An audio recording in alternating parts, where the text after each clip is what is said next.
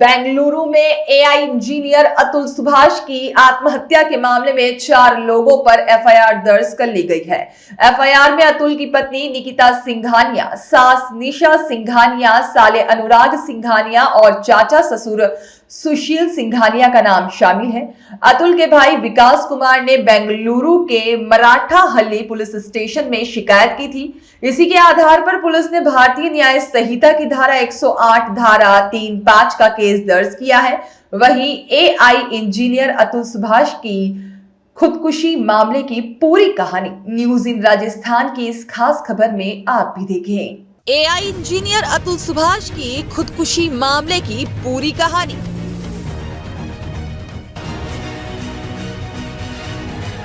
खुदकुशी से पहले जारी किया 1 घंटे 20 मिनट का वीडियो।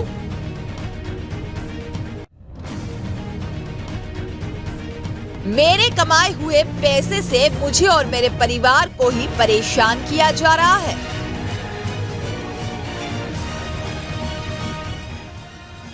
अतुल की आखिरी इच्छा, मुझे न्याय नहीं मिले तो अस्थियां गटर में बहा दे। अतुल ने 1 घंटे 20 मिनट का वीडियो जारी किया था।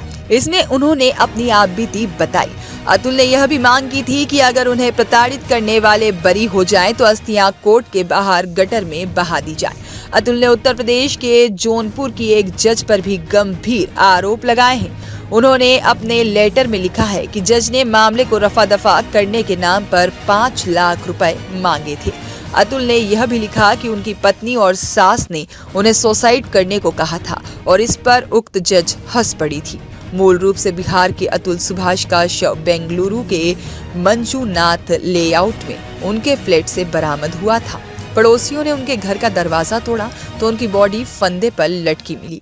कमरे में जस्टिस इज ड्यू, न्याय अभी बाकी है, लिखा एक तख्ती भी मिली। अतुल के परिवार की शिकायत पर पुलिस ने अतुल की पत्नी के परिवार पर आत्महत्या के लिए उकसाने का केस दर्ज किया है। अतुल सुभाष ने 24 पेज के लेटर में राष्ट्रपति द्रौपदी मुर्मू के नाम भी एक लेटर लिखा है। इसमें उन्होंने देश के क्रिमिनल जस्टिस सिस्टम की खामियों के बारे में लिखा और पुरुषों के खिलाफ झूठे केस दर्ज कराने के ट्रेंड के बारे में भी बताया। एक अन्य नोट में उन्होंने लिखा कि वे अपनी पत्नी की तरफ से दायर कराए गए सभी मामलों के लिए खुद को निर्दोष बता रहे हैं। इनमें दहेज प्रतिरोध कानून और महिलाओं के खिलाफ अत्याचार का केस शामिल है। उन्होंने कहा कि मैं कोर्ट से रिक्वेस्ट करता हूं कि इन झूठे केसों में मेरे माता पिता और भाई को परेशान करना बंद करें। सुसाइड से पहले रिकॉर्ड किए गए वीडियो में अतुल ने पूरा मामला विस्तार से बताया। उन्होंने कहा कि उन्होंने 2019 में एक मैट्रिमोनी साइट से मैच मिलने के बाद शादी की थी। अगले साल उन्हें एक बेटा हुआ। उन्होंने कहा कि उनकी पत्नी और पत्नी का परिवार उनसे हमेशा पैसों की डिमांड किया करते थे, जो वो पूरी भी करते थे। उन्होंने लाखों रुपए अपनी पत्नी के परिवार को दिए थे, लेकिन जब उन्होंने और पैसा देना से मना कर दिया तो पत्नी 2021 में उनके बेटे को लेकर बेंगलुरु छोड़कर चली गई।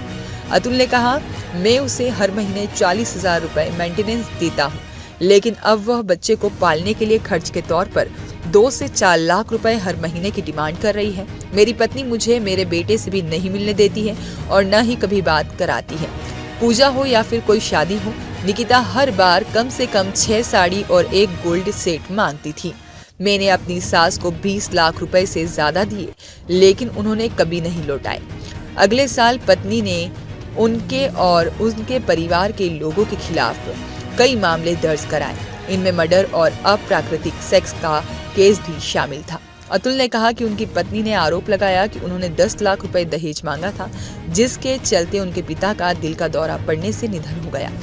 अतुल ने कहा कि यह आरोप किसी फिल्म की खराब कहानी जैसा है, क्योंकि उनकी पत्नी पहले ही कोर्ट में सवाल जवाब में इस बात को स्वीकार कर चुकी है कि उनके पिता लंबे समय से गंभीर बीमारी से जूझ रहे थे और पिछले 10 साल से दिल की बीमारियों और डायबिटीज के लिए एम्स में उनका इलाज चल रहा था। डॉक्टरों ने उन्हें जीने के लिए कुछ ही महीने का समय दिया था, तभी उनकी जल्दबाजी में शादी कर दी गई थी। अतुल ने कहा कि मेरी पत्नी ने यह केस सेटल करने के लिए पहले 1 करोड़ रुपए की डिमांड की थी, लेकिन बाद में इसे बढ़ाकर 3 करोड़ रुपए कर दिया।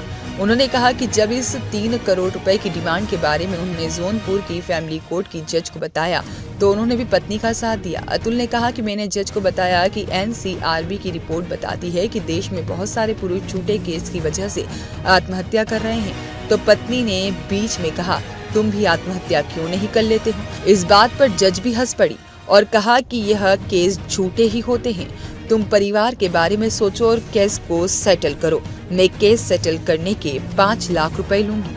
अतुल ने बताया कि जब इस मामले को लेकर उसने सास से बात की तो सास ने कहा, तुमने अभी तक सुसाइड नहीं किया, मुझे लगा आज तुम्हारे सुसाइड की खबर आएगी। इस पर अतुल ने उन्हें जवाब दिया, मैं मर गया तो तुम लोगों की पार्टी कैसे चलेगी? और उनकी सास ने जवाब दिया कि तुम्हारा बाप पैसे देगा। पति के मरने के बाद सब पत्नी का होता है, तुम्हारे माँ बाप भी जल्द ही मर जाएंगे, उसमें भी बहू का हिस्सा होता है। पूरी जिंदगी तेरा पूरा खानदान कोर्ट के चक्कर काटेगा। अतुल ने कहा कि मुझे लगता है कि मेरे लिए मर जाना ही बेहतर होगा, क्योंकि जो पैसे मैं कमा रहा हूँ उससे मैं अपने ही दुश्मनों को बलवान बना रहा हूँ। मेरा कमाया हुआ पैसा मुझे ही बर्बाद करने में लग रहा है। मेरे ही टैक्स के पैसे से यह अदालत, ये पुलिस और यह पूरा सिस्टम मुझे और मेरे परिवार और मेरे जैसे और भी लोगों को परेशान करेगा। मैं ही नहीं रहूँगा तो न तो पैसा होगा, न ही मेरे माँ बाप और भाई को परेशान करने की कोई वजह होगी। अतुल ने कहा कि मेरी आखिरी ख्वाहिश यह है कि मेरे बेटे को मेरे माता पिता को दे दिया जाए। मेरी पत्नी के पास कोई वैल्यू नहीं है कि वह मेरे बेटे को जो वैल्यू दे पाए, यहाँ तक कि वो तो उसे पालने में भी सक्षम नहीं है। इसके अलावा मेरी पत्नी को मेरे मृत शरीर के पास भी नहीं आने दिया जाए।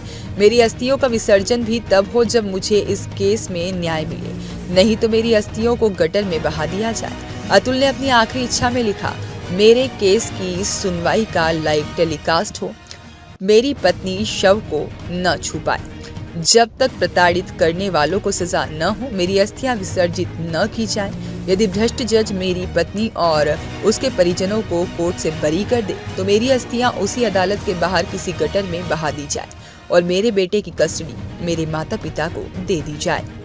Bureau report.